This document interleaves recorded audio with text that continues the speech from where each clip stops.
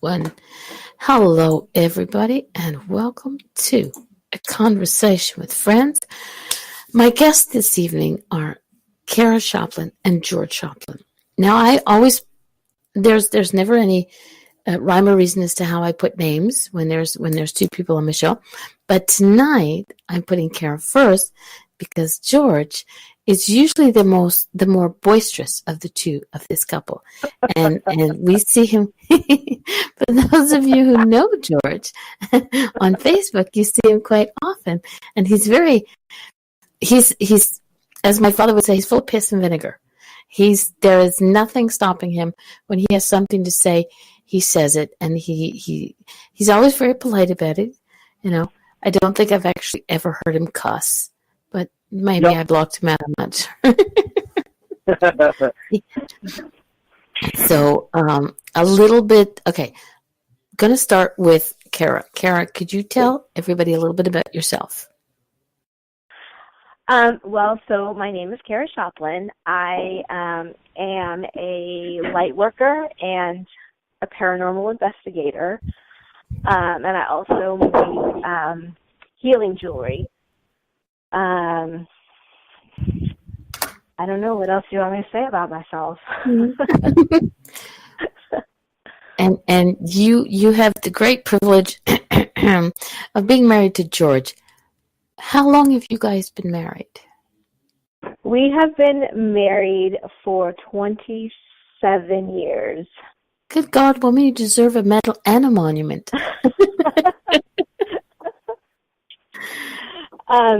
Yeah, we've been through a lot of stuff, but we have actually never been happier than we have been these last few years. So, it's a lot of work. I like to let him think he's in charge most of the time when he really knows he's not. They know. But yeah, it's been a fun roller coaster ride. We've actually been together for 31 years. So it's quite a long time. And how did you meet George? We're talking about him like he's biting his tongue. Shh, George. Oh, I am. Yes. I am. Cara, how did you meet George? So George and I went to the same high school. He was a senior when I was a freshman. I actually didn't really meet him until I had graduated, and right after I turned 18, my friend and I went to an 18 and over nightclub, and my friend and I were there together, and there was a couple guys bothering us, and we happened to see George and his friends who my friend knew, so we went over there to talk to them, and I asked him if he could pretend to be my boyfriend because these other guys were bothering us. And here we are, 31 years later. No more pretending. Yay, it's very cute. Okay, George, it's your turn. Tell everybody a little bit about yourself, dear.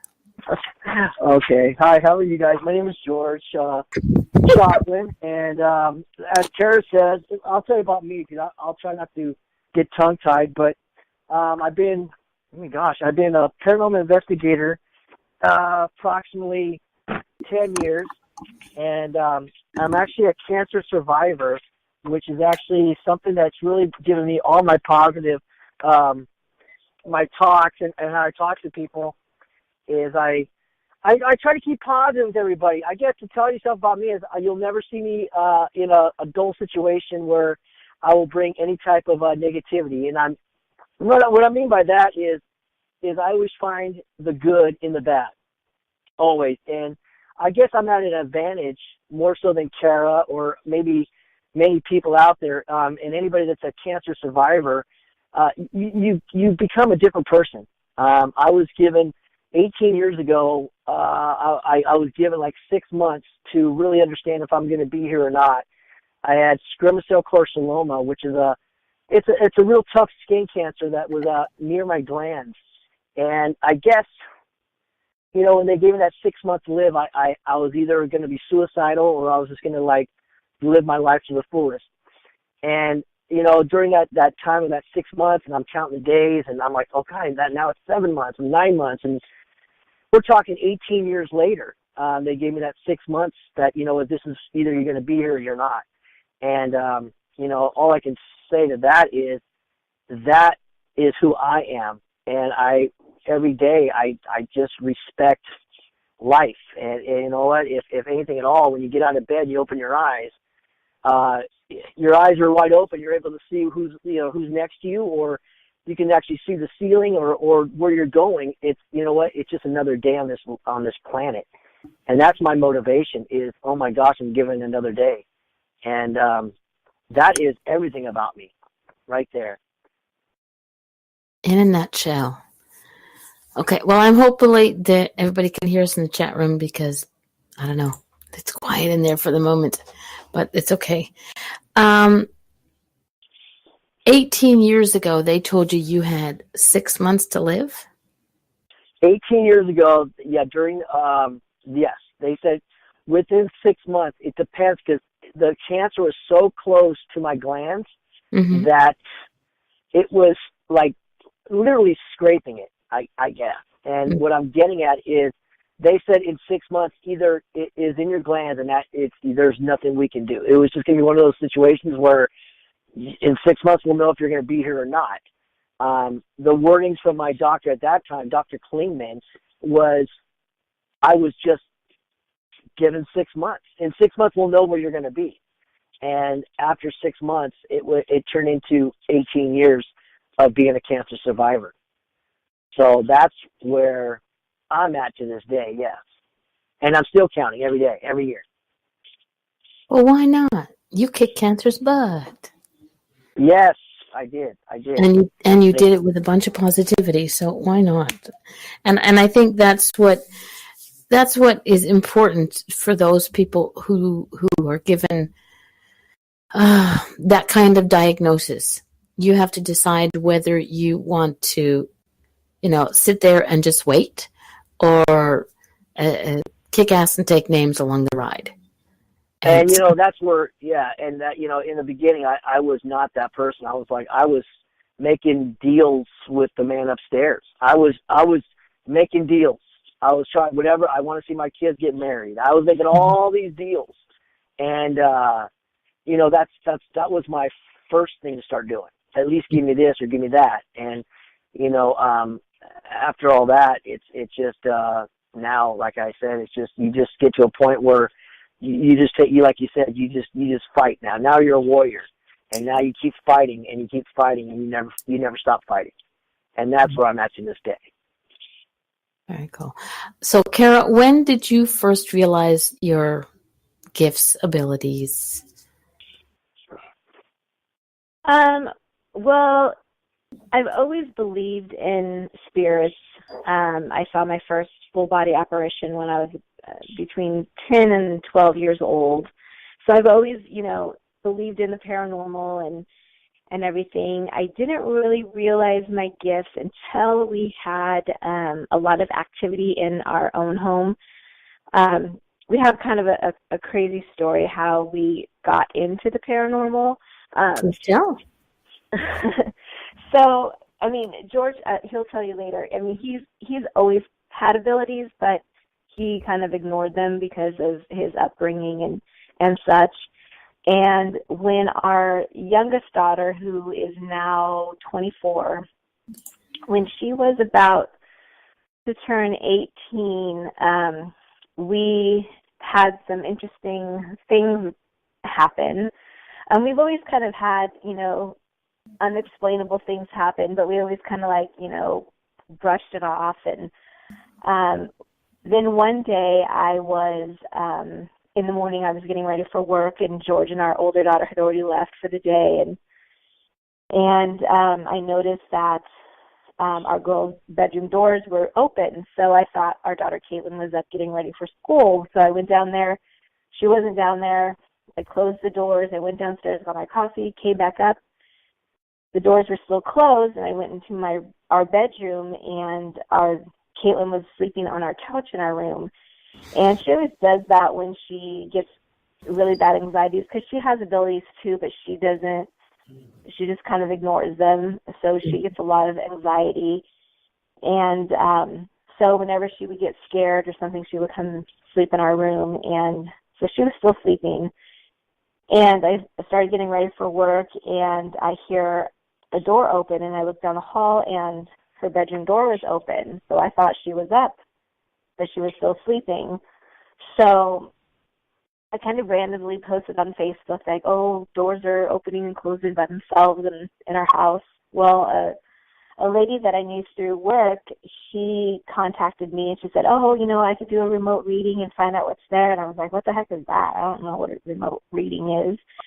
But I was like, what? Okay, fine, whatever. I didn't give her any information about anything. And she told me that we had two little ghost spirits in our house that were victims of some serial killers that had been in our area. They had murdered their whole entire family. And that these two little girls had attached themselves to our daughter Caitlin when she had been in elementary school and had been with her this whole entire time, which kind of made sense because we'd always had stuff going on, but we kind of brushed it aside. But now that she was about to turn 18, these two little girls were like, what's going on? Like, where are all the toys? And, because they were about 7. I think the oldest one was 7, and then the younger one was about around 5. And at the time, I had been running an in-home daycare, so we had lots of kids and toys in the house. So they, they were loving it because they didn't have that when they were alive. So, they were enjoying everything. And they had been with us, we figured, for about 10 years.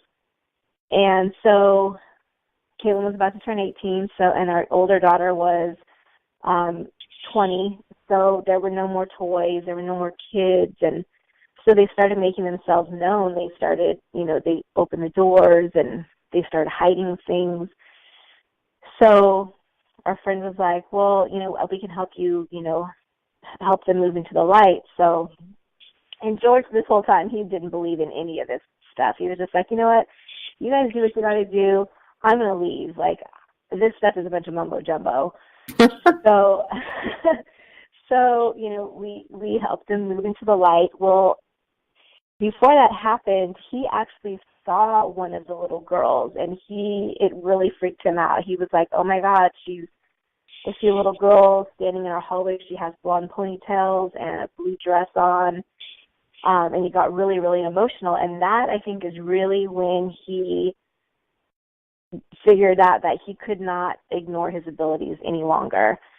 So after that happened, it was just kind of like a floodgate. He would see stuff all the time in our house. We had a friend who was an energy healer. We had her on speed dial. And like every day there was something going on, and he was seeing spirits. And so our friend Julie, who was an energy healer, she actually helped me realize my abilities and that I could actually help these spirits, instead of calling her all the time. So she taught me, how to do it, and so I was able to help them. And so now we had decided, that, excuse me, now that we've learned how to help these troubled spirits, we're going to use our abilities to help others also. And so George, he's, been working on his abilities. He can do some things that blow my mind. But that's kind of where we are at now, and that's how it kind of all came about. I don't know if he wants to tell you his experiences.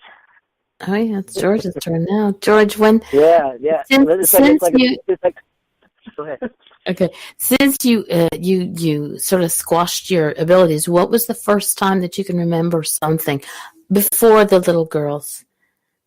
Oh, well, when I was long back in South San Francisco where I used to live, I grew up in a Catholic family, of course. Well, I'm not in a Catholic family, and it was something we just never chatted about. But my grandmother, my mom's side, from Palermo in Italy, she did her touching in so-called, let's say, witchcraft, and she would do like reading tea urns or tea, I guess, when you the tea grounds, and also really, yes, And during that time, back then, my grandmother, at that time, when I was probably 10, 11 years old, she was always trying to help me along the way, I think, saying that, you have, it wasn't so much gifts. It was like you have abilities.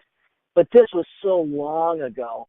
And my mother, her daughter, my mom, we didn't allow it. So my mother and her mom didn't talk for many, many, many, many years. They had a bad relationship, not because of that, but it was not helping. It wasn't helping because my grandmother at the time was trying to really just, just trying to introduce me to stuff, and also my sister. But my sister, she doesn't remember, and it just came to a halt. But that was probably my very first time was seeing my first ghost, I guess you would say, in South San Francisco at our house in South City when I was a child, a very young child. But it only happened one time. And I feel what happened to me is now we're going to go ahead about, so many years, is when I went through radiation, and I had probably a good 3 to 4, probably 2, I think, grand mal seizures. And during that time, I do feel during the radiation that most of the radiation was concentrated in my brain area. I do feel to this day the reason why it is kind of like a light switch. My wife always says, "Oh, let's do this, let's do this." Wait, it doesn't work like that. It's like a light switch. I really have to concentrate. I really have to get in my own little bubble. My own little, yeah. And I do feel to this day I'm at an advantage to some people, because some people are like, "Oh no, you didn't see this. Oh no, you're faking it," or whatever it may be. I do feel that because of the seizures and the radiation, I do think I opened something up, that we all have the ability to be psychics, or we all have the abilities to see paranormal, or even talk to the other side of the veil. I just feel that I'm just at an advantage because of what I had to deal with in my past in the last 18 years ago. And I do feel that when it came to radiation and having seizures, I do feel that I opened a door, and I'm able to do some of the things that blow me away too. Understand that. So every time I open the chat room, I can't see. Well, just a quick hello to people in the chat room. We have Jackie and Brian. Hi, guys. And we've had a few guests popping in and out. One thing, guys, if you want to type in the chat room, you have to sign up to Intuit Talks. It's a safe place. You may never come back, but 10 to 1, you'll come back because we're a nice place to visit. So if you want to chat in the chat room, you have to sign up with IntuitTalks.com. Okay. One of the things in your bio, you had a near-death experience. Was that with the grand mal seizures? What's that? You broke up. Okay. In your bio, one of the things you wrote was that you had a near-death experience. Was that when you had the grand mal seizures? Yes. Yes. What I called near-death experience was I was adjusting myself to die. And during that time, you're given from a doctor, like, you have 6 months, or the 6 months is going to be either sink or swim. I was adjusting myself to die.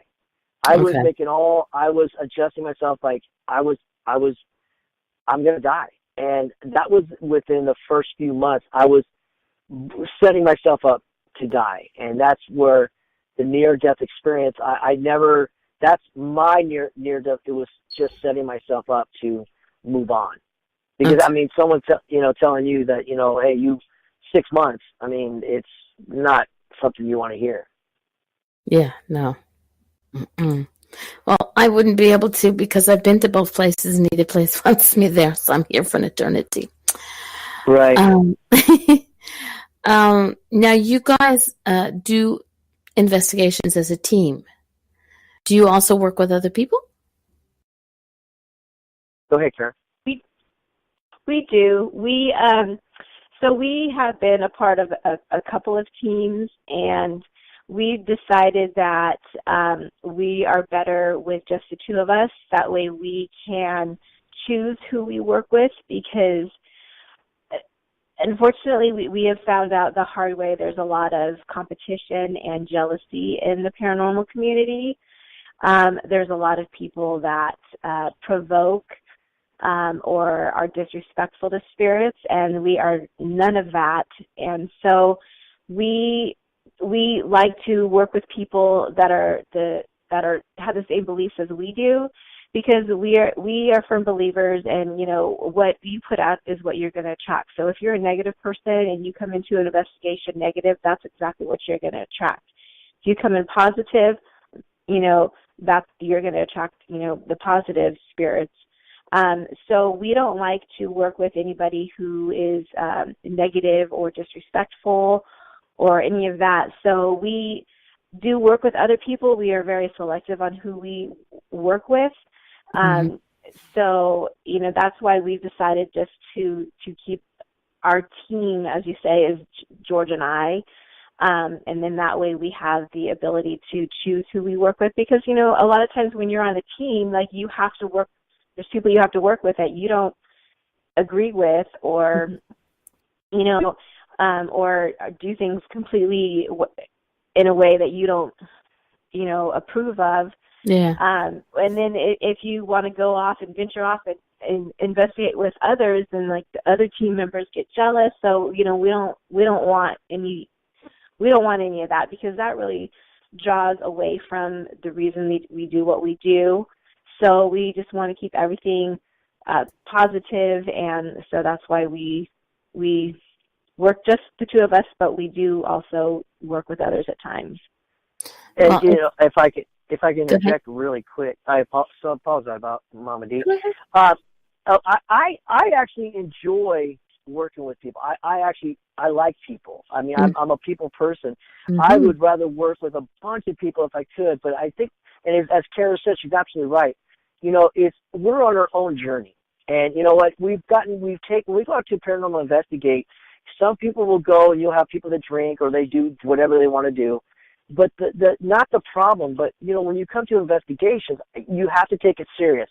And maybe sometimes I'm a little too serious. But if I'm going to go out to investigate and I'm going to try to talk to a spirit, I'm actually, I want to give them full respect. And if I feel that I'm at an investigation and I'm getting drawn or pulled someplace else to another room, I want to be able to walk down or go wherever I want to go to where I'm being pulled. So what happens is when you investigate with other people that we don't know or whatever it may be, they may have different journeys than my journey or Cara's journey. And the problem that we've had, and I'm not perfect, Cara's not perfect when it comes to investigation, because any investigation you go to, any building or any cemetery or whatever you choose to do, every location you go to, it's a new location. And there's nobody out there that it's always going to be new things you're going to run into. And what I'm trying to say is when you go to investigations, every investigation is different, and you got to be in control, because anything can happen. And the more people you involve, which now I'm going to sound like a hypocrite, is I like to investigate with a bunch of people if I could, but I think you have to be really picky into whom you find to investigate with, because people have different journees. And my journey is different compared to, I don't know, Cara's journey, but we work we work great together. Cara knows when I have an attachment. I've had a few attachments, and Cara's had a major attachment. We were at the Goldfield Hotel, but I know what to look for, and she knows what to look for when you can tell that your husband or your wife is not who that person, that's not your husband or that's not your wife. Exactly. So, if that makes any sense at all. Yeah, it does. Because you guys have been together long enough. If a couple has been together long enough, they know exactly, like you said, when something's just not right. And Exactly. also you'll know that you'll be able to say, Carol will be able to say, George, hello. Yeah, exactly. And vice versa. If George stops talking about sprinkles, then something's really wrong. Exactly. That is so true. If that happens, I'm going to have a hissy fit. You guys have a bucket list, a place that you want to go. Like that, I mean, I've heard, I don't do investigations. I've never been on one. I have a feeling that I'd be the one screaming.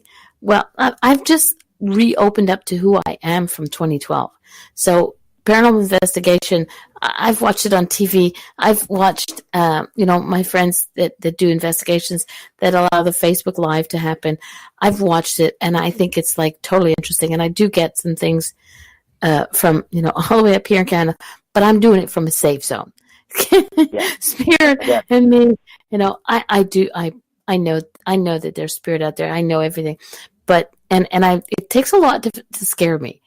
People at my job, my regular day job, they do try and do this, and it's like, even customers will come in and try and scare me. It's like, and I'll turn around and go, yeah, nope, didn't work. But I've never been on one. But a lot of people name different places. But is there one place that the two of you sit there and go, okay, if that ever comes up, we're there? Like, is there a castle over in Ireland or something that's just that one thing, one place? Well, I know Kara's going to say it, so I'm going to let my wife speak, and I don't. Hello? Okay. Well, we were supposed to go this year, but I think it's going to be next year. But we are really excited to go to Waverly Hills Sanatorium. Okay. So that's a pretty big place. We know people that have been there, and we've seen some stuff. So we are really excited to go there. There's a lot of, this year we want to start getting out and going, because we kind of just been staying in our area. We live in Northern California, so we go to a lot of places around here, and then also in Nevada.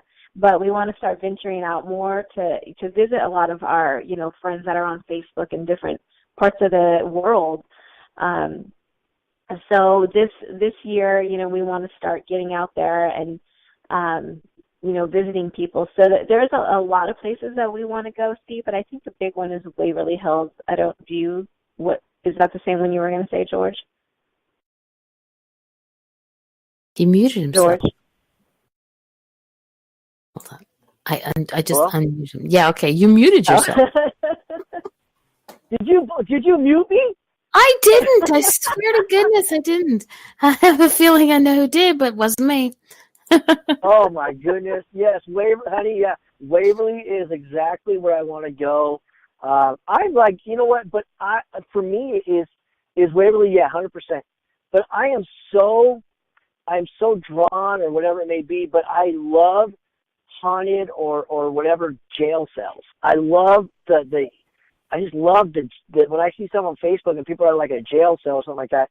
I just love jail cells. They have so much potential of investigation. There's so much energy and negativity too, of course. But oh my God, Waverly is it, Kara. I apologize. Hopefully you heard me. Yes, we did. Eric Glynn in the chat room says, "Come to Chillingham Castle in the UK. It's the most haunted castle in the UK."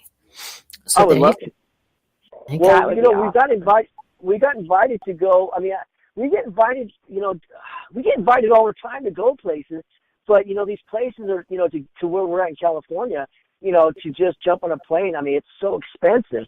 To go anywhere. But UK would be. Oh my gosh, that would be numero uno also, because they have so much history, and that's one thing about Paranormal Investigator, and as well as Kara, you got to love history. If you don't love history, then what are you doing? You can't just do it. The history alone is when you see pictures and old black and whites to like from the 1700s, and you can actually look at that picture and almost put yourself there. Or know the history to what exactly happened to this building or this field. It just gives it some more it's more you know what? It adds the sprinkles. You know what? It adds the sprinkles. There you go. I knew I'd throw that in there. But when you got history, let's get some sprinkles on that, because then it's not about investigation. It's about, oh God, I want to know about the history. And history. I used to hate history, back in school, but now I love history. Well, I think if they taught history in schools with the idea of what the connections are and the connected to the kids with that, then I think kids would love history again. I do. Oh, absolutely. Yeah. One thing I like to do before we go on an investigation to a historical location is I like to do research, and George doesn't like to know anything about the location before we go, but I like to do research to find out, about its past. And then I also like to find an item from that place that we're going, Mm-hmm. and bring it and use it as a trigger object. Like when we went to the Goldfield Hotel, I found an old hotel bell, like a desk bell, and I Okay. brought that. And then we also, when we stayed in Tonopah at a place called the Mid-Spa Hotel, and I found an old poker chip or a casino chip from the Mid-Spa Casino, and I brought that with us to use as a trigger object. So, I kind of like to find items from the area, we recently went to Preston Castle, and I found an old, wanted poster of a boy that had escaped from there, and it had his picture and his name and all this information about him, and we brought that to Preston Castle to use as a trigger object. So I like to do things like that to just kind of, hopefully help the spirits, want to communicate with us a little bit easier. That sounds wild. Eric in the chat room says Chillingham Castle is from the 12th century with dungeons and slaughter sites and banqueting halls. Ooh, Oh God, we might right have to there. go I'll tell there. you that. Let's go now because that right there is something. Here, watch this. That just sounds so dang yummy. I mean, just to go would be just. See, the words I come up. Look, I'm not a normal paranormal investigator. I will come up with words like, "Oh my God, that place was like cotton candy. It was so good," But you know what? You got to have fun. But I would love to go to a place like that. I mean, I want to get scared. I want to get. Oh, I bet you it's beautiful too. So. Well, Eric, if you have a picture, you can pop it into the chat room. They can't see the chat room right now, but I'll make sure that I'll share it with them later. But yeah, I think that what I like, the first time I saw you guys, actually the first time I heard George. Of course. Of course.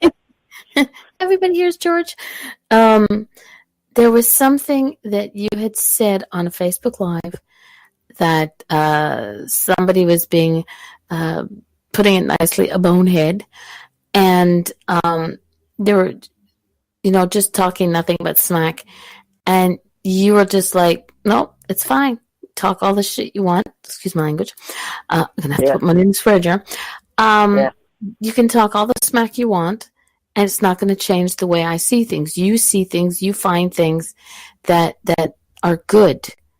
And that's what I like to do as well. You find somebody will find that negative in I always use this good friend of mine as an example. My friend Damon, he's down in New Zealand, and he got cancer, and he had to stop working so they could go through all the treatments and whatnot. And he never in his life picked up. He's a healer, but he never picked up a pen or a paintbrush or anything. But when he had to stop working, he had to, find something to fill his time. And he started painting. It was okay. But then he picked up a pencil and pens and he started sketching. And now he does the most amazing drawings, most amazing sketches. And I said, that's his silver lining. He wouldn't have, if he had never found out that he had cancer, he would have just continued, going to work every day and, doing his everyday life and still doing his healing, but he wouldn't have stopped to pick up a pencil. So there's that silver lining. He is an amazing, his talent is just like awesome. I've been lucky enough. He sent me 2 pictures of butterflies. His first butterfly was kind of sort of pitiful. It looked like a fat little moth, but I still wanted it. And he's improving, and I love to see that he's found that light, that silver lining. So you always do that. No matter how much yick that goes on out there, whenever I see you, you're always positive. And there's a young man here in my little town who has his moments where he's like, ugh. And I said, please follow this man. Listen to what he says. Just, you don't have to, agree with everything, but the energy that you put into stuff, Go ahead. No, you're absolutely right. And like the gentleman that you just talked about cancer. You know, bottom line, I know cancer sucks. Okay, but you know, every day we are dealt with something. It doesn't have to be something that's going to be so like life changing, you know, or it can be life changing. But just like at a stoplight, you know, there's a reason why you hit the red light. Don't get mad. Just call that me time. You know, and sometimes when you always make that left turn to go to work, you know, change your route, make a right turn. You know, I just don't like I don't like negativity. You know, I've been beat up a few times on Facebook, you know, on the paranormal. The paranormal can be very nasty. Every community has been getting that lately. So, but yeah, I understand. What's that? I said I think every community in the light working field, whether it's paranormal, psychics, mediums, they've been going through a lot of the end of 2018. I'm sorry, but I'm quite glad to see 2018 gone bye. 2019 is going to be so much better. Oh yeah, it was really bad. 2018 and the last 4 months of it, I think everybody was feeling all this. Something was going on in the atmosphere, and it was not everybody, but I even the news. What I'm trying to get at, there was a lot of negative, a lot of anger, a lot of fighting, a lot of people just being angry and just being angry, and it was actually too much. I didn't understand what was going on, and people were agreeing that something was going on with with the line of the stars or the moon or the red moon or whatever it may have been. But I think we all dealt with something in 2018, and you know what? I'm hoping 2019. And so far, so good. But I hope that there's more love and respect for one another, and we all just like work together in any field that you want to. If it's chasing Bigfoot to finding the best sprinkles on your donut, at least work together. You know what I'm saying? Just work together. And because 50 years from now, 100 years, let's just call it 100 years, none of us are going to be here. That's a fact. I will. I will. Yeah, you will because you're a butterfly. Butterflies live forever. I don't know about forever, but I'll be around. I'll be haunting people if I have to. There you go.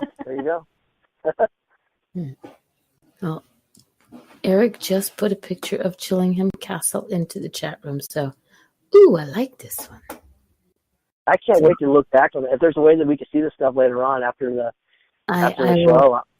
I will save the image and send it to you guys. Awesome. Oops. It goes there. Okay. All right. Okay. So your Waverly Hills is your bucket list, top of your bucket list. Now, I know you guys have worked with other people in the paranormal field. Is there any one particular team or person that you would say, let's just go out of our way and go have an investigation with this person or meet up with this person, somebody that you've sort of like wanted to since the cows came home, you wanted to go meet up and do an investigation with? Kara? Oh, you want me to go? Someone I want, you can go. Okay, no, so I'll tell you, well, because I talk a lot. Someone that I'll be totally straight. People may not want to hear this or not, but when I was given the privilege, and Kara worked her, thanks to Kara that we were able to get on this. But I got to work with Ghost Adventures, and back in April, and I would like to work with them or investigate with them. They are so professional at what they do. Aaron, would probably be my biggest go-to person. Aaron is a great investigator when it comes to, Aaron on Ghost Adventures. But if it's somebody else, it's not. I do have someone that I do look up to that actually got me really kind of like hungry for the paranormal. I would investigate with Scott Greenwald every day of the week. The guy is amazing. He's positive. He knows what he's doing. And that is probably, those two people right there would probably be the people I would, it'd be awesome. Just awesome. Okay. Well, and we also in the past we've investigated with Elizabeth Saint. We had a friend of ours actually had her come out and surprise us. We had put together a small investigation for George's birthday a couple years back, and she came and spent the whole weekend with us. So we learned a lot from her. There's a lot of people that I would love to go out and investigate with. I don't have any specific people because there's a lot of people that I would really like to investigate with. I mean, of course, Scott is one of them. He's a really great guy. But there's probably too many for me to list. That we want to get out. That's like what I was saying. We want to get out, starting this year, get out more and travel more and meet up with all the people that we've connected with on Facebook, and investigate with them and get to know them in real life. Yeah. Yeah. Yeah, that's true. I'm I think sending you're right. you a couple of pictures, George. What's that? Oh, I see that. Mm, You that's sent me some photos. Yep, those are from Eric. That is, oh gosh, I forget the name of the castle.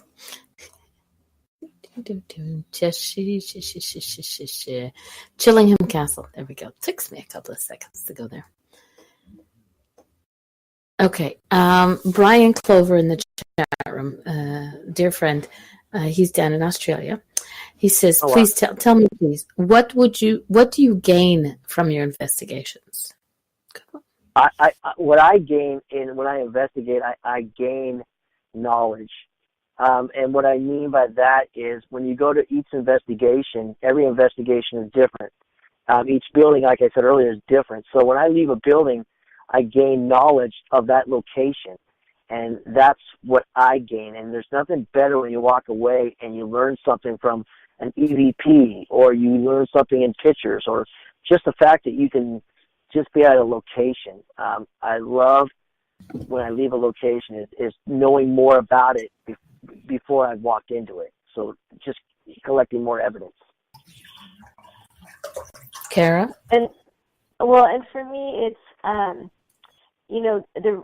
the reason why I do this is, I want to be able to help, families or troubled spirits. Like if we have someone call us that has something going on in their house, it's like I want to be able to put them at ease, and not so much, because you can't move a spirit on if they don't want to go. So, sometimes, there's nothing you can do to make them leave.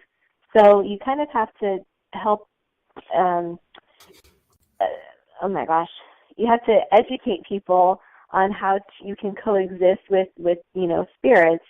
And so the thing I gain is it makes me happy when I'm able to, educate, our clients and help them realize that, it's not a scary thing to have a spirit in your house. It's not like the movies. They're not all evil and demons and scary. It's like most of the time, like we have two spirits in our house that they used to live here. So we're happy to have them here. This is their home too. So I like to be able to educate people on how, you can coexist. Maybe it's a family member that's with you and, they're here to help you. So I like to teach people that, it's not a bad thing to have a spirit in your home or, with you. So what I gain from is, the satisfaction that I can actually help people realize that it is not a bad thing. And, and if I can help a spirit move on into the light to, be with their family, then that makes me happy too, that I'm able to do that. Well, I hope that answers your question, Brian. And I yeah, like Brian, but remember, Brian, it's not like Scooby-Doo. All spirits and ghosts they're not like real monsters, and that's the problem. Scooby-Doo wrecked it for everybody. Scooby-Doo was, you know what? I remember when I watched Scooby-Doo, I was always afraid, like, oh my God, I got to figure this out before the dog does.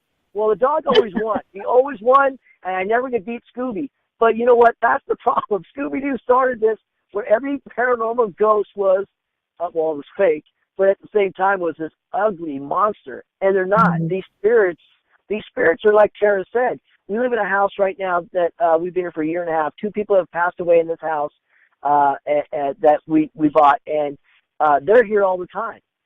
We don't. Well, I'm going to keep talking. But you know what? We enjoy what we're living. I told you should go ahead and hit mute. But you know what? You know what? The paranormal are just, they're living. They're not dead. Now, I wish people would really accept it. You know what? Don't be afraid of it.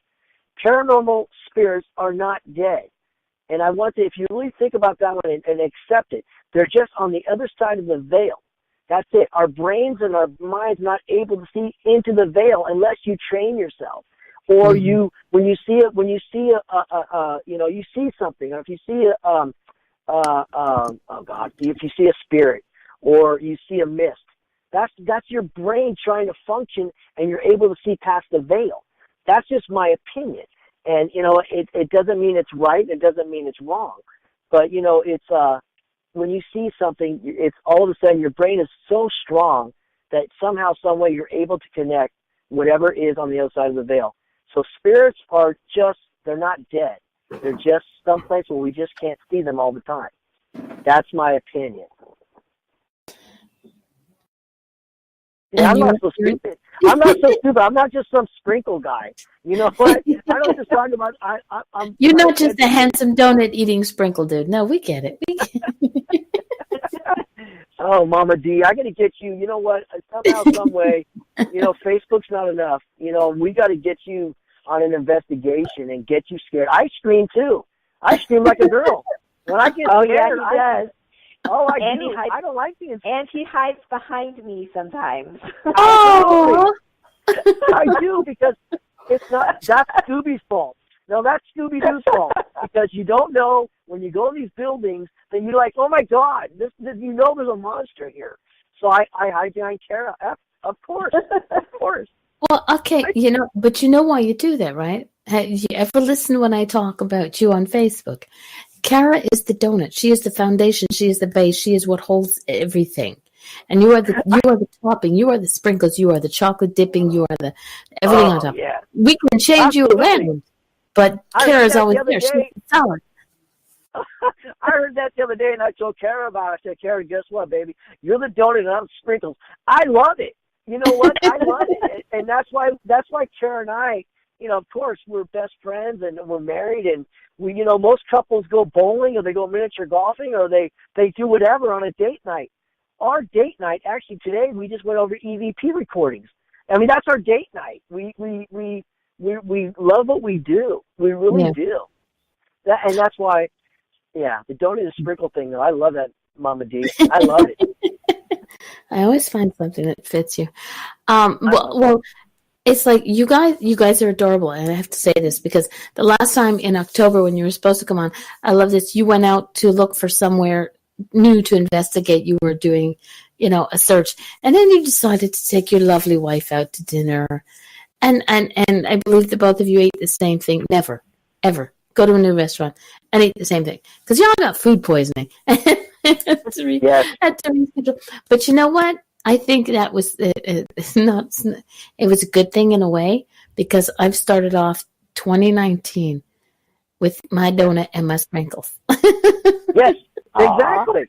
No, I love it. And you know what? That's what's so great. I'm waiting for everybody that listens. I don't care if there's 2 people or one. I'll give you my address. Send me rainbow sprinkles, and we are going to be best of friends.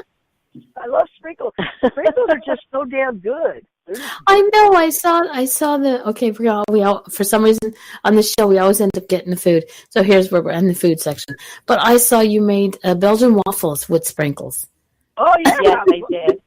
Yeah, I did. We got a waffle maker for Christmas, so I made George some sprinkled, some confetti waffles with sprinkles in it. It was good. I love it. You know what? When Mama D, when you go into the grocery stores, and you know what? Bless your heart. I know you're thinking about me, and I know for a fact that video is just for me. But I know I'm wrong. But it's like I pretend that video that you do inside the grocery stores when you go through the the cake section and the sprinkle section. That's where I work, darling. Oh, well, then, damn, I want a video every single day because that is like, I think it's for me. But I'll tell you, you know what? When I get sprinkled donuts, I can't believe we're talking about donuts here. I'm like, drooling at the mouth. But I eat the top layer. That's all I eat, and then I throw the rest of the donut away. The rest of the donut's gone. I just kind of slice it right in half, like a bread. Just slide it. we've just had two guests pop into the chat room here.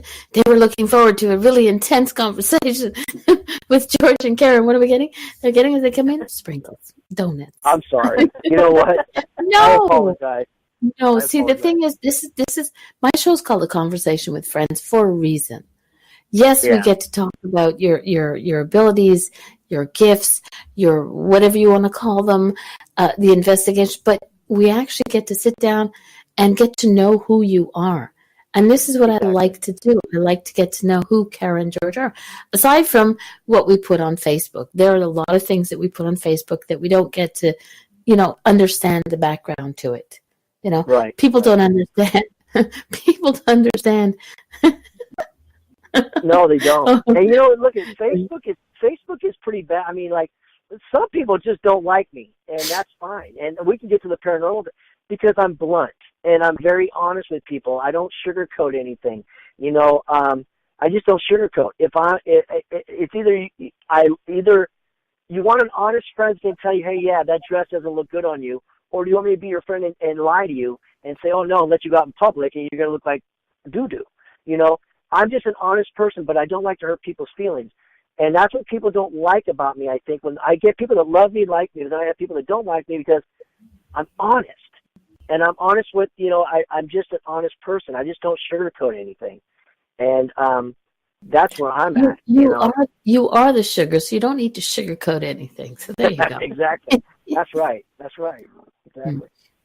Eric Glenn in the chat room says, "Oh my God, I can see an overload of food porn on the way. I made the mistake one time of eating a donut on Facebook, and I'll never hear the end of it about it being, food porn. So thank you, Eric. Oh, no, I'm not eating donuts anymore on Facebook Lives. Jeez. Oh my gosh, I love. You know what? Let's just talk about sprinkles. Who's to go on for dates? Because you know what? It's just that what makes me happy. Some people like to do it. I like sprinkles. And you know what? I'll eat a donut just like this. Oh, this is so good. That donut is mine. It is all mine. Okay. I apologize. Just move. Go ahead and mute. No, don't apologize. That's what I said. This is. I love my show because I am the producer. Like I said in the beginning, I am the producer of my own show. And if my boss, me, gets cranky, all I gotta do is feed me chocolate, and I'll be happy and shut up and sit in the corner. There you go. Okay, to all my guests in the chat room, I know y'all are trying to type in, but to type into the chat room, you have to sign up with Intuitalks. It takes less than 3 minutes, so go on and sign up with Intuitalks, and then you can join in on the chat and type any questions that you have. So yes, that's another thing. If anybody has any questions for George and Kara, please pop them into the chat room.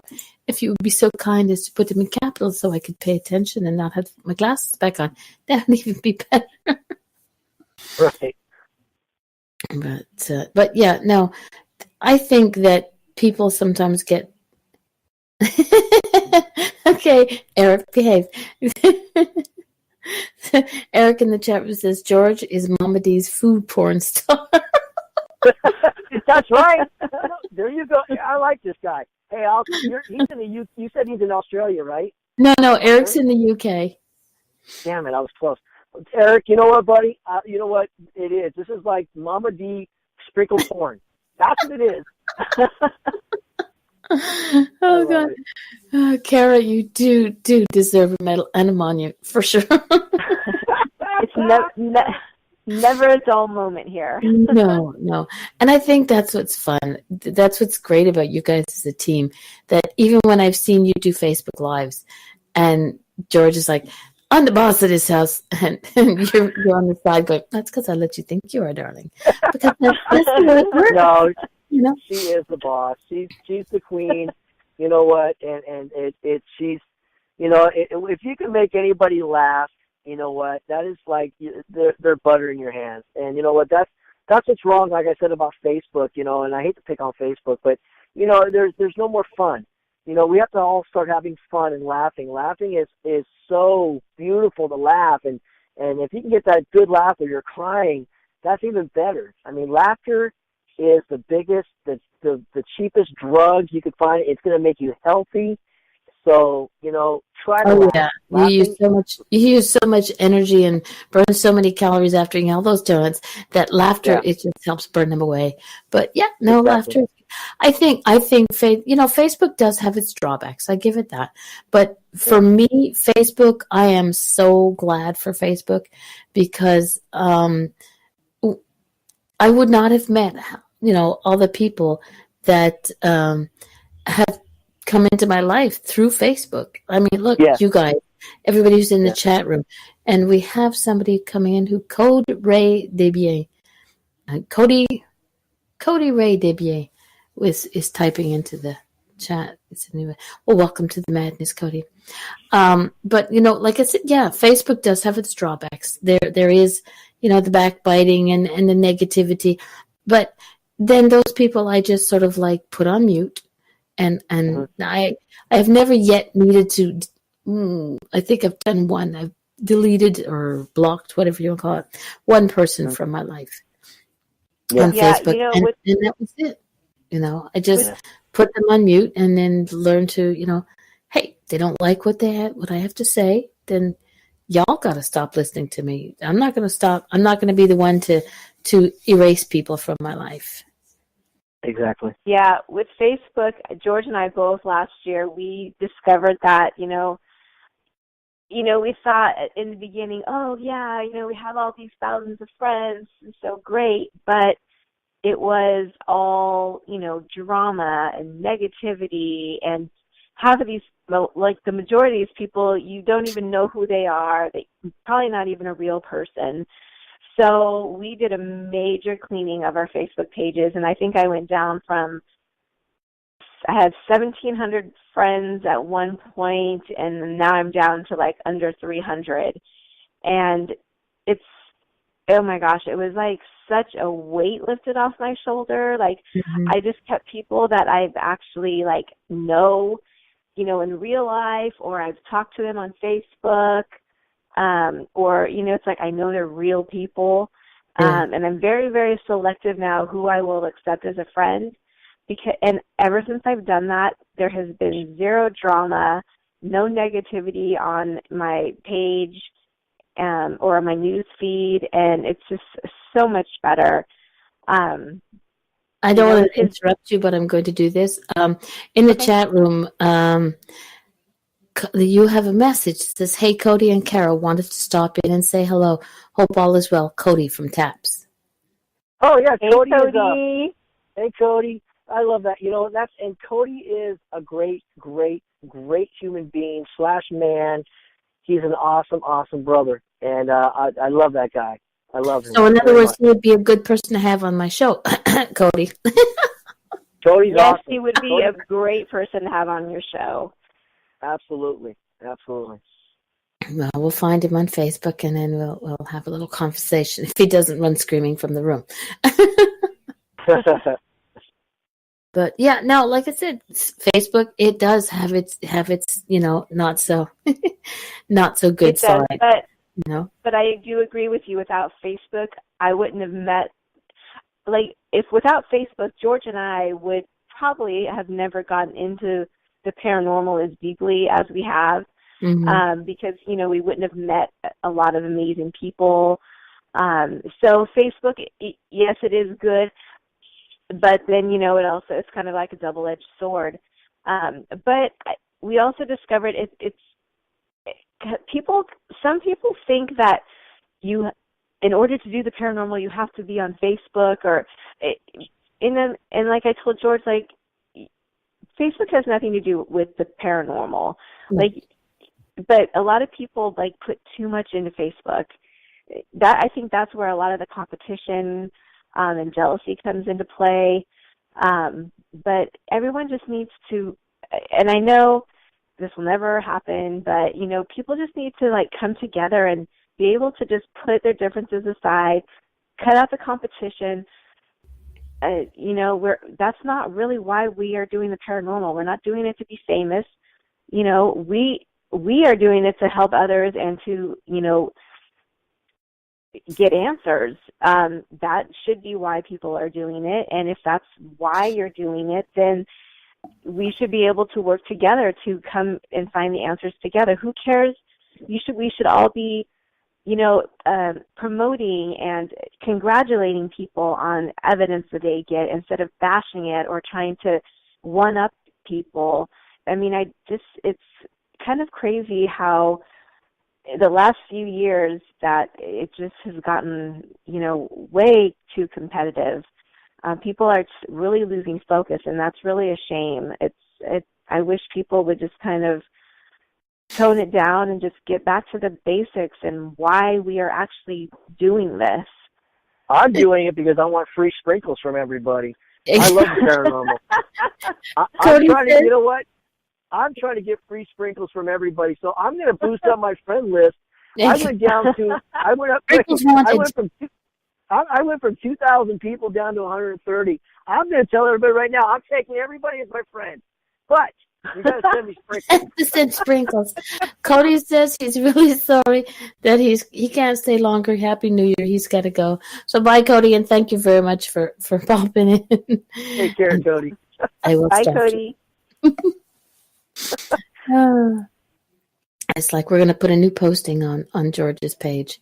Do you want to be friends with George? You know what? Yeah. Have sprinkles. I joke. That's how it is.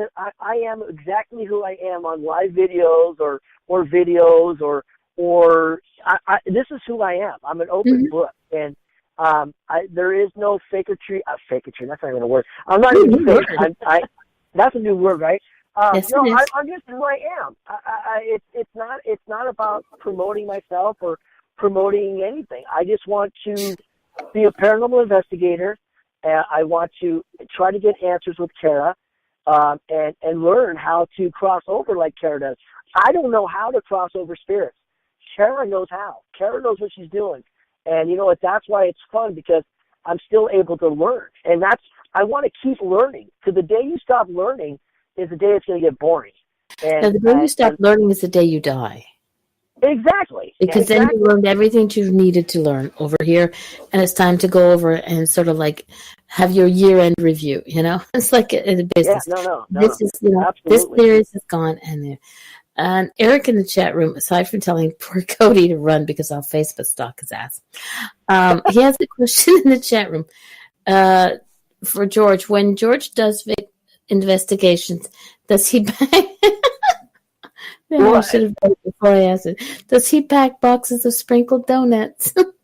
Yes. You know what? I thank you so much, brother. No, you know what? But I'm going to. You know what? I'm a caffeine freak. But see, that's what I'm saying. Everybody's jumping on the sprinkle train, and I love it, man. I love it. Expect to have a friend request from Eric Glenn Medium on Facebook, and I'm sure he'll send you lots of sprinkles on your Facebook page. You know what, Eric? You send me a Facebook friend, and I'm going to accept you, but it comes with a price. One sprinkle donut. Remember, he gave you the castle. You can't ask for donuts from Eric. He gave you the castle. That's true. Oh, man. But this is fun, though. I mean, this is a lot of fun. I mean, this is what the paranormal's missing. All seriousness, is the paranormal is our life. It really is. And, Cara enjoys it for what her journey is called for, and that's to help and cross over.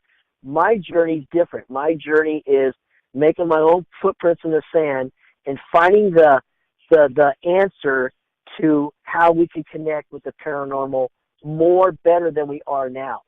And, that, like I said, Cara has her own journey. She's doing great, and I'm doing my own journey. But we're doing it together, and we don't, and that's why it works. She supports me, I support her.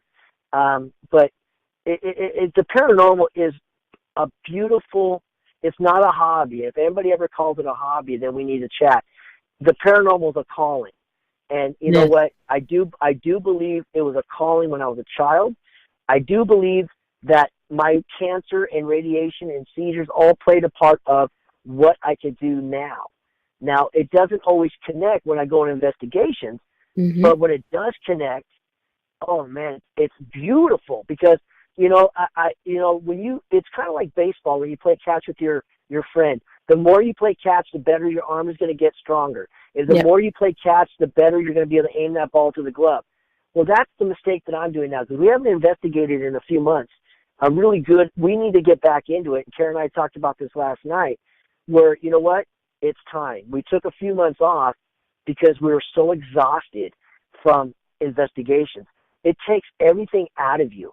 I've had attachments. I've been scratched. The whole 9 yards. And it took a toll on my body. Yeah. And I do feel that, you know what, Kara and I are ready for 2019. We're ready for 2020. We've actually matured as a paranormal paranormal investigators last year, in the last 6 months. We've matured. And now we feel that we know now what we need to do and how to do it. And hopefully that sounds correct, Tara. What do you say? It does. It definitely sounds correct. I mean, I always told George that he needs to, because he's very humble and he doesn't like to really talk about what he can do. Mm-hmm. But I don't want to use the word medium because that is a kind of a big word, I feel. But he can see spirits, speak to spirits, the whole 9 yards. Like Mm-hmm. I'll give you a couple of examples. We had a friend who works at a museum in a town where I work, and one of the people she worked with had committed suicide, and she was selling his house.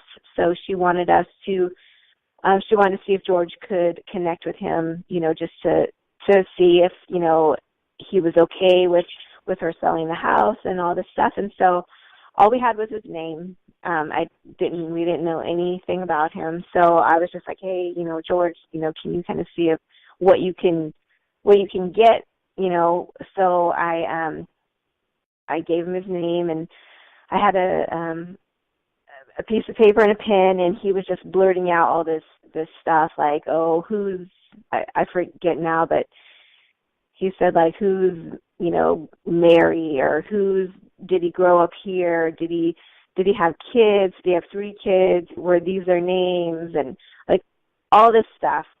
And I was like, I have no idea. So I'm just writing everything down. And so then when he was done, I'm like, I'm going to go like Google this guy and see if I can find anything. So I Googled his name, and his obituary popped up, and every single thing George had come up with was exactly right. And I was just like, holy cow, like, how did you do that? And he's like, I have no idea.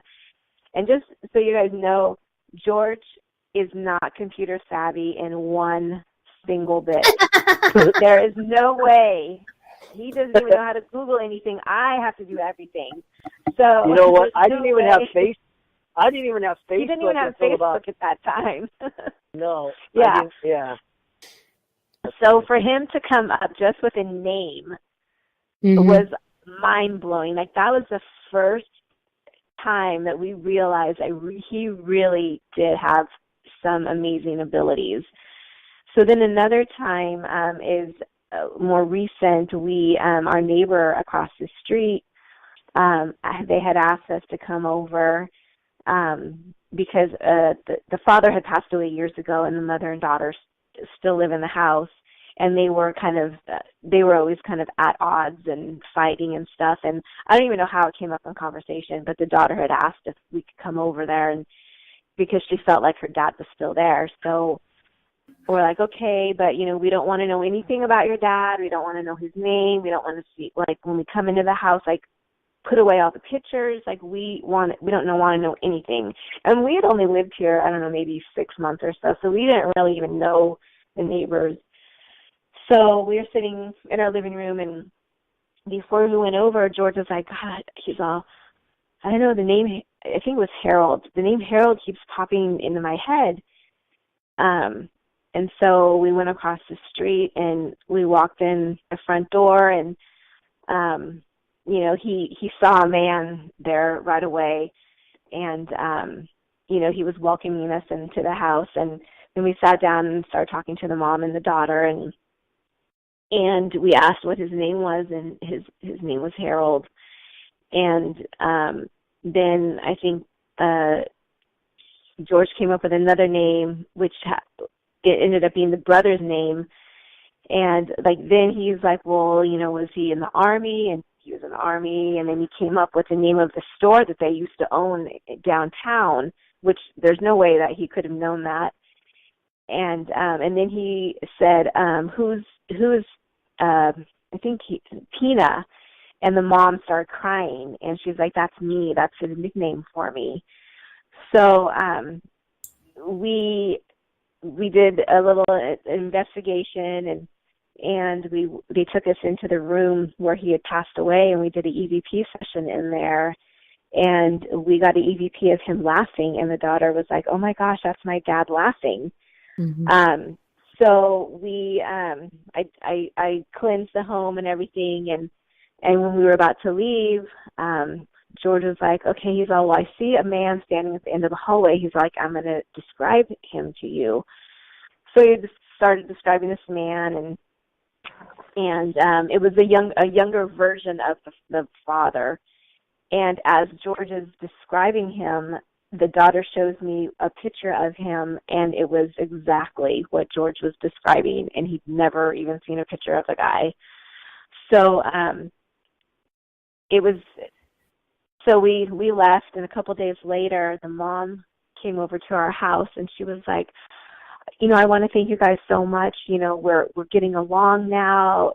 Everybody's happy in the house. She's like, but I don't want my husband there anymore. Can you make him go away? So because when he passed away, she said she told him, don't leave me. I need you. Please don't leave me. So he's been there with her, this entire time because she needed him. So I told her, I said, all you need to do is you need to go over there and, tell him it's okay to go now. Like, I don't need you here anymore. It's okay. So she did that, and we haven't heard anything from them about him still being there, and they're getting along great, for this past year. So, we kind of educated them, like I was saying earlier, and I gave them a little package on, with some sage and things, and taught them how to smudge their house and stuff. And so, that was another, thing that George was able to do. Like, I was just like, oh my gosh, like, how did you know? He's like, I have no idea. So he you make that guy sound so wonderful, Cara. Jeez, Louise, right?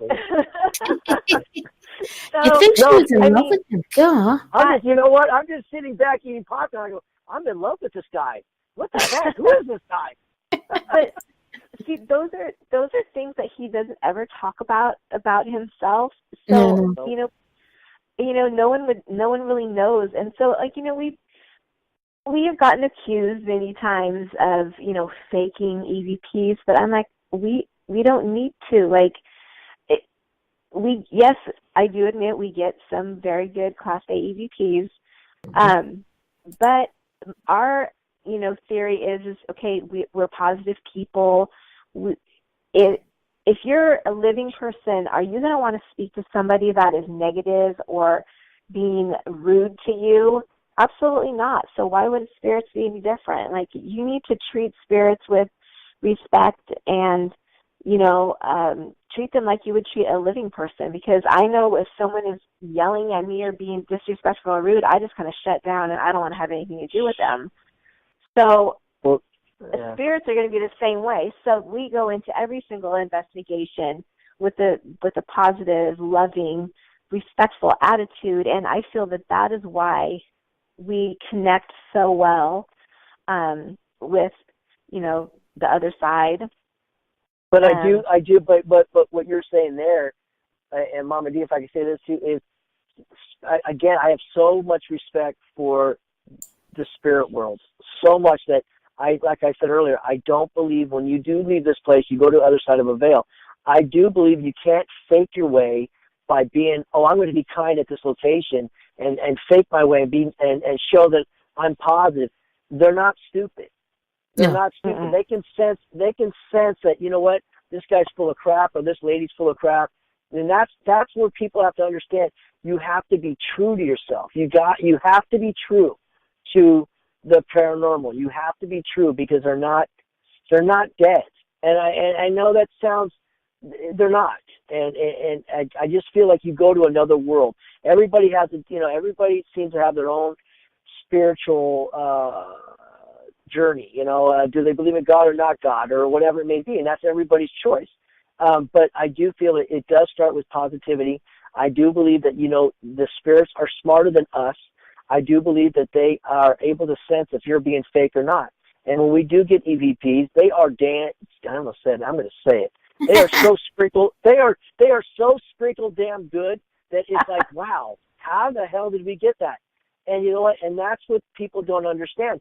Is it because I had seizures? Is it because I had, radiation? Is it because I had cancer? Did that make me closer to the spirit world? I do not know. But I do feel that, the people I do talk to that have faced cancer or had seizures, grand mal seizures are different. Grand mal seizures are so much different than a regular seizure. They are damn right scary. And I don't remember anything when I had my seizures. Kara was there both times. It may open up something in your mind. It may trigger something that I'm able to use up just an eighth of my brain that a normal human being cannot use. Mm-hmm. We don't know. Science will not stand behind any of this stuff. So if I say right now I'm in my garage and I see a spirit walking around my car right now, well, what sucks is I can say whatever I want to say because there's no proof. You just got to be able to say, look, you know what? It's either there or it's not. And I wish science would somehow or whatever say, you know what? There is something there. Well, let's get to the next level. How can we prove there's something there? We can't call someone a liar because you can't really tell if that person's really seeing a spirit or a ghost, call it, whatever you want to call it. So I love, like with Sarah, I know I jumped off the journey on this one, but I love the paranormal. We both crave it. And we are both on our separate journeys right now. But we're doing it together. She's doing her thing, and I'm doing mine. And it works great. We're married. We love each other. We're in love. We're best friends. We do everything. And maybe that's why it works also for us, because the spirits or the paranormal can sense the happiness. And like Tara says, I would rather circle. It's not about the size of your circle that makes you popular or makes you happy. It's the smaller the circle, the less stress, the less drama. I'd rather have a circle of 3 people than 300 people because there's no way in heck you're going to be able to trust all 300 people. And there's a saying by Trent, your friends might be like rooting you on, say, oh, great job, Kara. Great job, Mama D. You're doing so great with your show. But then you have so many, a circle of people that they're saying all this, but behind you with your back turned, they're drilling holes in your boat. So they want you to sink. So I would rather just keep my circle small where I can keep an eye on everybody. That's just my opinion. And it's worked out so much better for myself and Kara, having our circle a lot smaller and tighter.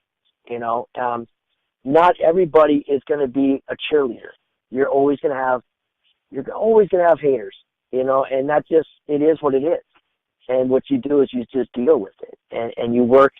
You don't wish any bad on anybody. You just keep on doing what God has sent me here to do, or whatever you believe in. Just keep on your journey, make your own footprints in the sand, and people will follow if they trust you. Or people will, they'll be your friend if they want to, or whatever it may be. I have the highest respect for you, Mama D. What you do for us and what you're doing, I really do. We adore you. And you know what? You're nothing, like you said, you're a beautiful butterfly, like you say. And we could joke around and talk about sprinkles and such, but you're a beautiful, the gut feeling from you is you are this beautiful butterfly, as you would put it. And how can you not think that you're just like a godsend? Why you were here for a reason. And you know what? And like you said earlier about Facebook, if it wasn't for Facebook, we would have never met you. I would have never known who Mama D is, and the beautiful red hair, and her classy donuts that she sends us, But it's like, it's just, that's where I love talking. I love talking on radio. I love talking in front of people. We have something coming up in the next few weeks. Motivational you just love speaking. Talking. I do love talking. But now, shut up now. But I wish people would. He's had too many sprinkles. Yes. That's the only way to shut him up. Give him donuts with sprinkles on it. Got it. Okay. You know what? I apologize, people. I just, you know what? I want people to really just, it's just be yourself. Just be you. Don't worry about other people. Just be you. Make your family proud. Be you. Your mom and dad gave you a name. Be you. You are beautiful. If you're having a bad day, go look in the mirror, like I always say. See yourself in the mirror. See what we see. Look how beautiful you are. You wake up with a pimple on your nose, guess what? It'll be gone. It will pass. It's the same thing. If you have bad news, don't worry about it. It'll pass. And that's what you got to remember. That life we get curveballs every day. Every day we get a curveball. Well, you know what? Just learn from it. If you fall down, get back up. If you climb a mountain, it's not a race to get to the top of the mountain. Take your time. You'll get there one day. Okay, now I'll shut up. Okay, for everybody who's listening now in the live and in the after shows, if you want to get a hold of it's George and Cara Shopplin, SCHOPPLEIN.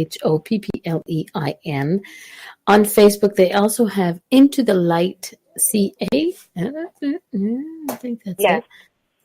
Yeah, Into the Light CA, or The Power of Positive People. And I know, Cara, you also have an I always have the trouble with this now because it's the French in me that wants to go Etsy shop, where you sell your jewelry. And if you want to go see some awesome jewels, oh gosh, I wanted to try and get something before the show, but I didn't. But that'll happen.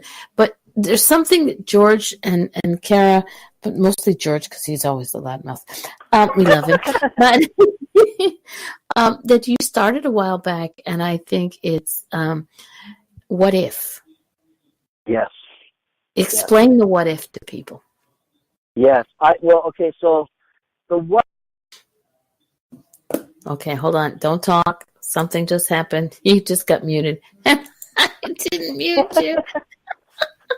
I hope everybody heard all that. No, you go ahead.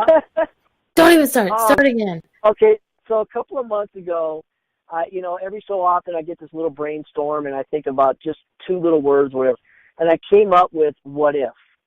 And, one day I was at Starbucks, and how it came up to me was I was at Starbucks. I go to Starbucks every morning, for coffee before work, whatever. And I see the same individual all the time sitting by themselves and such. Well, I said to myself, I go, what if it just took 2 seconds to just walk over to that person and ask them how they're doing? What if that, what if you don't do it? And what if they're thinking about taking their life? Or they're talking about maybe doing something destructive to somebody else. So I came up with just two words. What if anybody out there, you see someone by themselves, or if you just say hello to a person, they don't have to be by themselves, and you just say hello.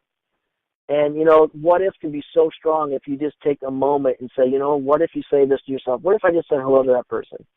Could it change their day? What if you're going to save them? And, that's where I came up with it. And it's pretty strong because, oh man, that life is in general, Kara's, I'll tell you the story. Kara's, she had a friend, that just, was going through a divorce, and, a male friend, of course, and he was by himself, and he ended up hanging himself about 4 months ago during his divorce, I guess.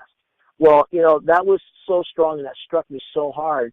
Is again, what if someone would have just asked him, do you need someone to talk to? Do you want it? Do you what if you just, you went up to somebody and said, I'm here for you. I don't want anything in return, but I'm here if you need to talk. Mm-hmm. It could change someone's life.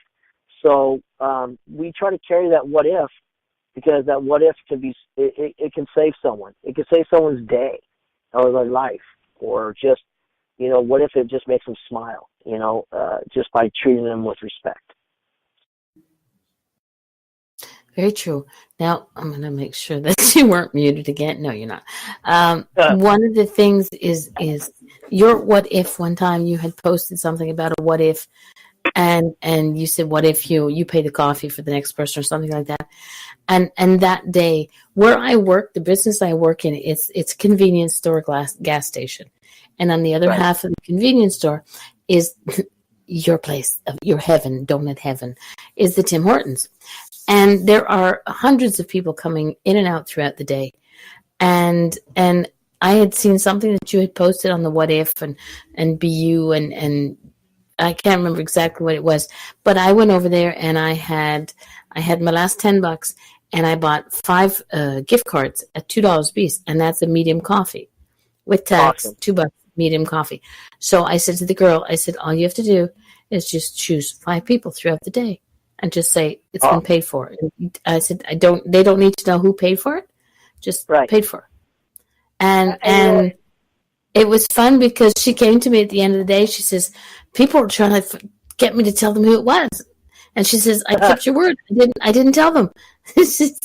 But there was 5 happy people, just this medium coffee. I didn't realize, they didn't realize how much, they do it all day long. They don't realize that little thing helps. I mean, we're on my side of the business. It does. I make sure my motto is everybody who comes into my store, no matter what kind of mood you're in, when you leave, I make sure you leave with a smile. Because and you know what? And women, you ladies, Cara and Mama D, you two ladies and other ladies around the world, you're in control.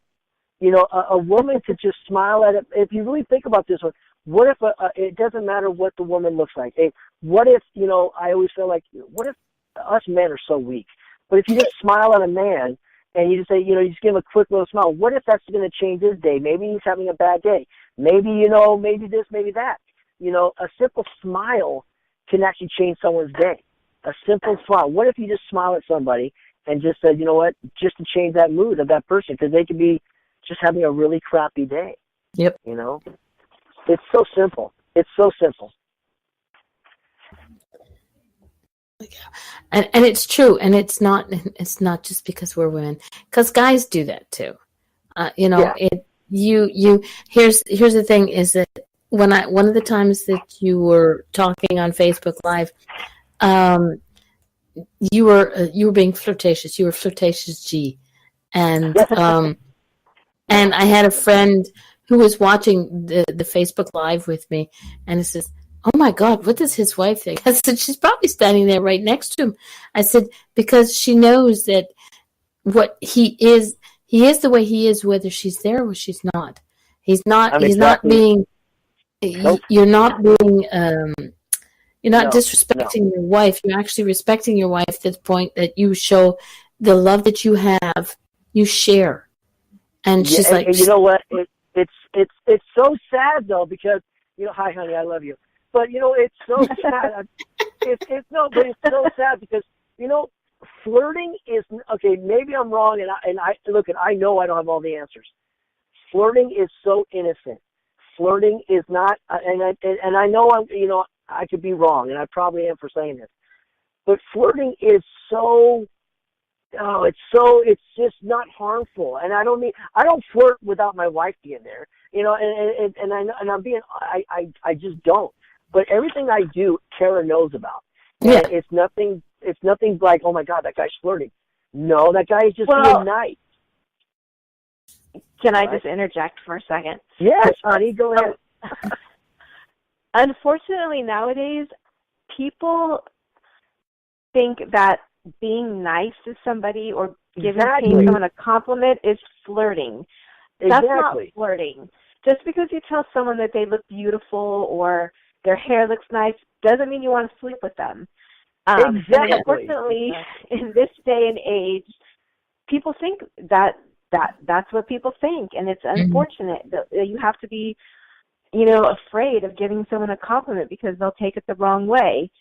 Right.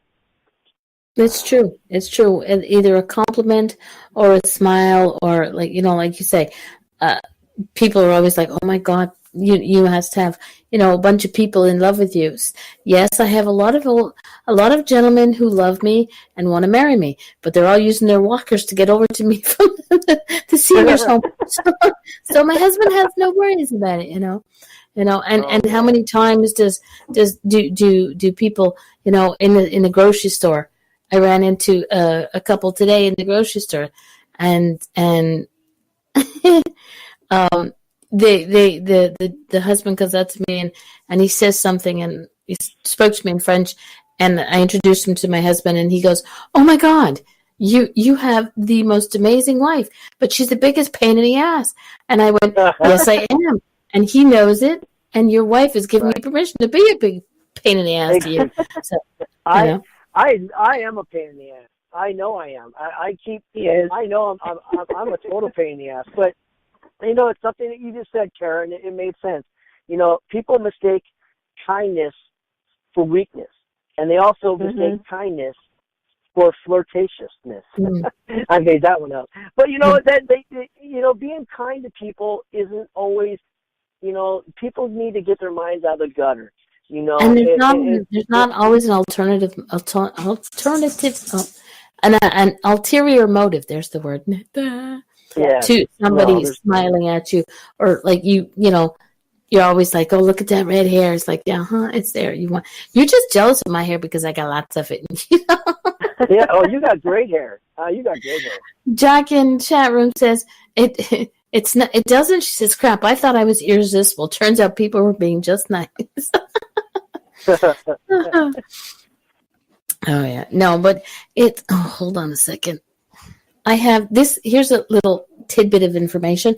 This show used to have cameras, and I have a dog. His name is Onyx. He's a Shih Tzu. He always used to get to have his airtime. He used to get on every show. He always ended up having his little face on camera. So he thinks he's still on camera, but he decided he wanted to come up on my lap. It's like, so if you hear weird panting, it's not me. No, it's Kara. Oh. I love you. We have no choice. He'll kill you. You mean that's not you flirting?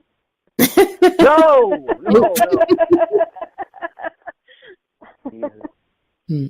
But yeah, no, this is the thing. Everybody thinks when you smile or you're doing a good deed or giving somebody a compliment, there's an ulterior motive. And I have to admit, I'm growing up, when somebody gave me a compliment or offered something to me, there was always an ulterior motive. So it was hard for me to understand when somebody gave you a compliment, just smile and say thank you. And that's what it is. But you know what? There are some dirty people out there. There's some dirty people out there that are just dirty. But you know what? It wrecks it for the people like people. It wrecks it for people like myself. You just can't be nice anymore because it's taken the wrong way, and it's too bad. So, oh well. I'm not going to change who I am. I am who I am. Exactly. That's not something we have to be. Whether you're doing your investigations, whether you're in a grocery store buying your donuts, wherever you are, you just have to be. Okay, he did this right there. I just deep sighed. I'm in my garage in my car because we have dogs, and I didn't want to. I could hear Kara talking, and it was kind of echoing. So I'm in my car, and I'm just like that's thinking, where you went. I was wondering. Yeah, all I need to do is open the garage door. Safeway's like 3 blocks away. I don't care if they're 4 days old.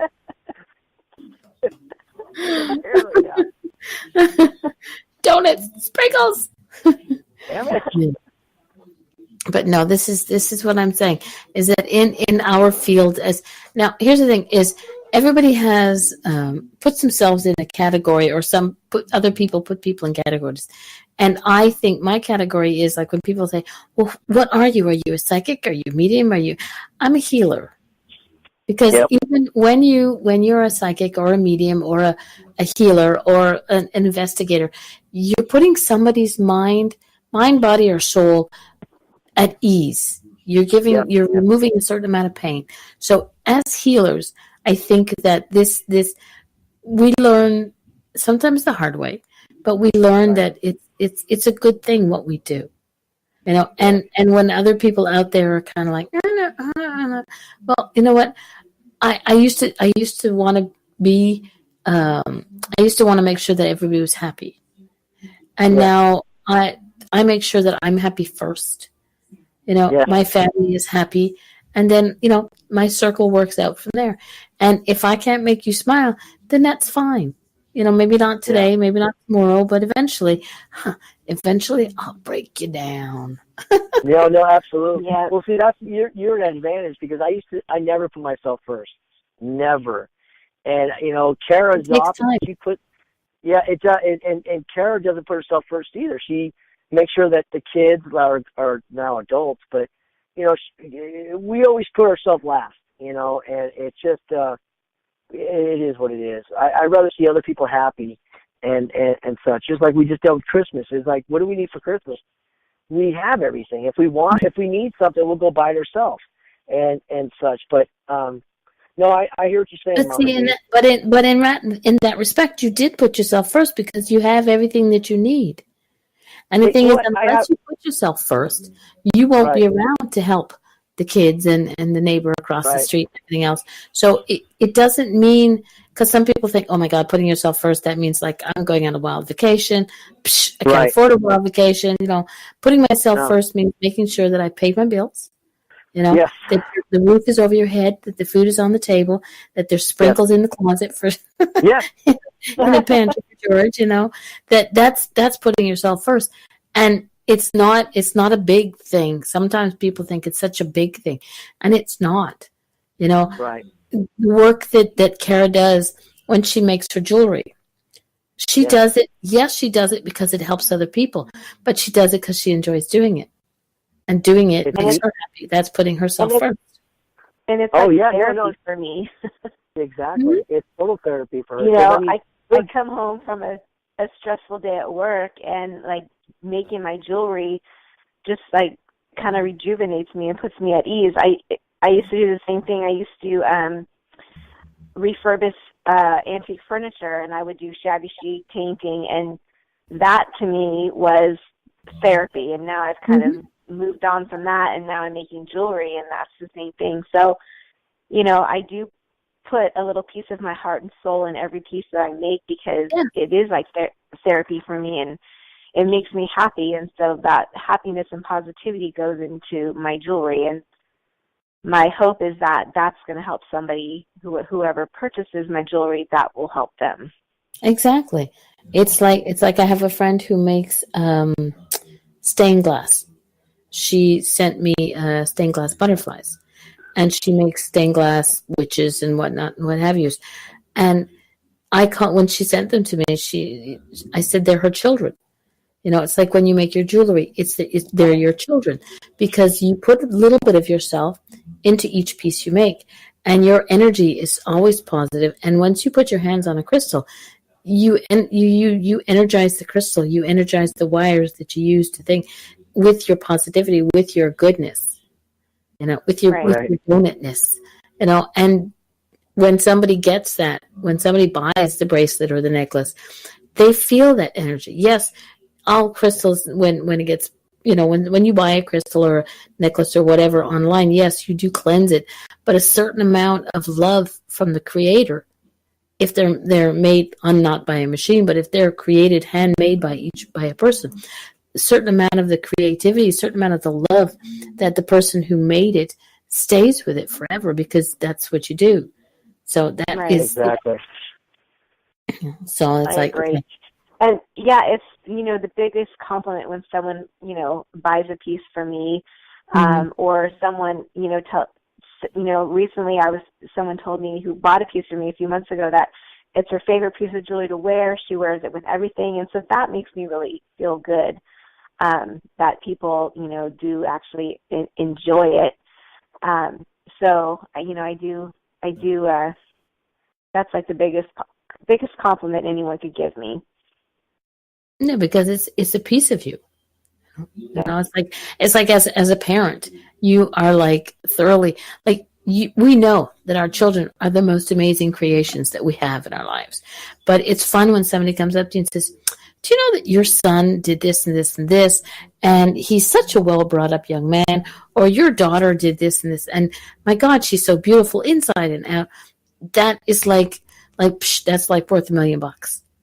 You know, Oh so yeah, no, I agree. Our oldest daughter actually works for the same company I do, and I hear all the time how great she is, and she's actually an executive secretary for all of the district managers for the bank I work at in Northern California. So I hear from everybody, all the other managers, all the district managers, like how great, mhm. she is, and I'm just like, yeah, I did pretty good. Just my Yeah, baby. well, no, hold on a second. No, but you forgot to It tell was her all this, though. me. It was all No, me. no, Come no, on, you forgot George. to tell Mama D, though. Mama D, she didn't finish it. Oh, your daughter's so great. Gosh, she's just like her father. No, they don't even know who you are. I know. I'm just kidding. They actually say that she's just like her mother. Oh, But yeah. no, it makes me feel really good when I hear people saying how great she is, and so yeah, and I do feel the same way with my jewelry. It is like my child, because it is my creation. I create each piece. It's something that I think up myself, and I make it myself. So it is like a child. Exactly. And then there's the sprinkle man. Right? Well, do you guys have any? Okay, we're almost close to the end of the show. Do you guys have? You said you had events coming up. Oh, go ahead, Kara. You're the brain. Go ahead. So I will. So we will be at an event here in California in Turlock at the Holistic Fair on January 19th. I will have a table there with my jewelry, and George and I are also going to be speakers. We are going to be speaking on how being positive can help you in your whole life. We do also add in the paranormal aspect to that, but it's mostly about how being positive can actually change your whole life. So we'll be speakers at that. We do have a few investigations planned for later on this year. I think we have one in March and April, and I think we also have one in May. So we're starting to book out our calendar, and that's what we have coming up so far. Okay. If somebody wants to get a hold of you for a private investigation, like not one of the big ones, but like somebody has some issues with their home or their business where they have, how can they get a hold of you? They can contact us through Facebook Messenger, or my email. It's intothelightca@gmail.com. But mostly people usually find us on Facebook and send us a message that way. Okay, so on Facebook, people, it is George, George, Shoplin, Schopplein, and Cara, Cara, same thing, Shoplin. Check them out. If you have any questions, I'm sure they'd be willing to answer your questions. If you need assistance with your home or something, message them. Give them a chance. Here's the thing. This is one thing I find a lot of people forget to do. Is like if you don't reach out and ask somebody, you don't give them the option to say yes or no. If I didn't take Exactly. the option to reach out and ask George and Kara to be on the show, I wouldn't have given the option to be, to say no, never want to be on your show with you. You just talk too much. Oh gosh, we've been looking forward. But I will say this though: everything that we do is free. That is like some people out there. They whatever they charge. we will help anybody for free because it's what we're here to do. It's our part of our journey is to help people. And that's what the biggest thing is, helping. And we love it. We've had people call us and or call Cara, and we will be able to, Cara can cross over spirits you give her a little bit of information and she'll cross over if you have anything that you need to be crossed over. But everything is free. And you know what? And that's what people need to grasp is, we're here. Our journey is to help. And that's our journey, not to, so just so you know. So I hope that people do look us up. We're here to help, and, we're all brothers and sisters. Very true. Well, we're gonna, oh, sorry, dog just shook on my lap. Thank God it's a Shih Tzu and not a Shepherd. We're going to say goodnight because it's almost over and I still got to go eat. Especially when all I've been hearing about is donuts. Yeah. Oh, that's where I'm going. Exactly. He's hanging up the phone and he's driving over to the grocery store and getting them. Sure. Cara, you'll see him in about 10 minutes back with the donuts. But thank you very much, you guys, for agreeing to be on the show. And again, don't ever go to a new restaurant when you're supposed to be on. I blame George for that. He was trying to be a nice guy. It just wasn't meant to be back then. No, we were meant to be on today. Exactly. Right. You started off my 2019 with a bang and a bunch of sprinkles. Yes. Well, thank you so much for having us on. Thank you so much, Mama D. Thank you. And you guys are welcome back anytime. And if you do have anything that you want to advertise, shows coming up, investigations coming up, or events that you're going to be at, make sure you message them to me because, unfortunately, I'm a shareaholic and I like to share stuff. So if I see it, I will share it. If I don't see it, I can't share it. So give it to me and I'll share it. And you guys have an Instagram account. Yes, we do. It is IntoTheLight_CA. There we go. So IntoTheLight_.ca on Instagram. Well, there's no dot. It's just IntoTheLight_CA. I got the dot in my head. So you got sprinkles on your brain. I got sprinkles on my brain. Actually, I've got poutine on my brain, but that's okay. That's a whole other conversation. So follow them, like them, go shopping in Cara's Etsy shop, and we will see you next week next week is Dorothy Holder with food readings. You should pick a donut picture, send it in, and see what that says about you. That'll be fun.